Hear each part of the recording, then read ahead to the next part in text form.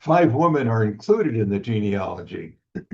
So three kings are excluded, but there's five women that are included in the genealogy. Women are rarely mentioned in Eastern genealogies, but five are prominent in Matthew's genealogy. There were women of great note in the lineage of the Messiah, persons whom the Jews naturally looked up to as holy and honorable. What Jewish heart would not naturally glow with strong feelings of respect in hearing of a Sarah or a Rebecca or even an Abigail, although she was not in his direct line? But why weren't some of these women mentioned? If they're going to mention women, why are not these holy and well-known women recorded in the Lord's genealogy? But there's no mention of them here. But what is the Spirit of God doing here? The five women mentioned in these verses all had a blot of some sort. Man would not have this.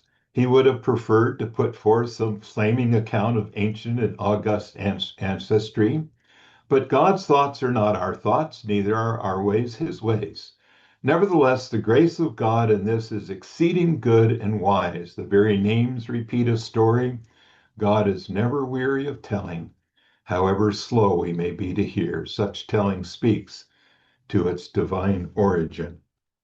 Okay, let's look at the five women. The first is Tamar. Tamar's history is found in Genesis 38, the wife successively of two men, each cut off for his wickedness by divine judgment. You might check that out if you're not fresh, and if that's not fresh in your mind. She dares yet in her own person, she plays the harlot, by crime equal to theirs to provoke divine judgment. It is this very sin that brings her name into the Lord's genealogy as the mother of Phares, a direct descendant of Christ. She is a sinner and nothing but her sin gives her connection with the Christ who came for sinners. Such truth is light and gladness to the soul. Rahab was a Canaanite, one of a cursed race and a harlot, a sinner among sinners. The one thing recorded to her advantage is her faith. That is, that it had fruit, none could question, according to James 2:25. To him that worketh not, but believeth on him that justifieth the ungodly, his faith is counted for righteousness, Romans 4:5. Faith which looks not at itself and pleads not its own performances, but brings the soul to accept the place of ungodliness only, because for the ungodly only there is justification. It is wonderful to see our need, but God's unconditional mercy to one who comes to him by faith in the person and work of our Lord Jesus Christ. So it's wonderful to see our need, but God's unconditional mercy is to the one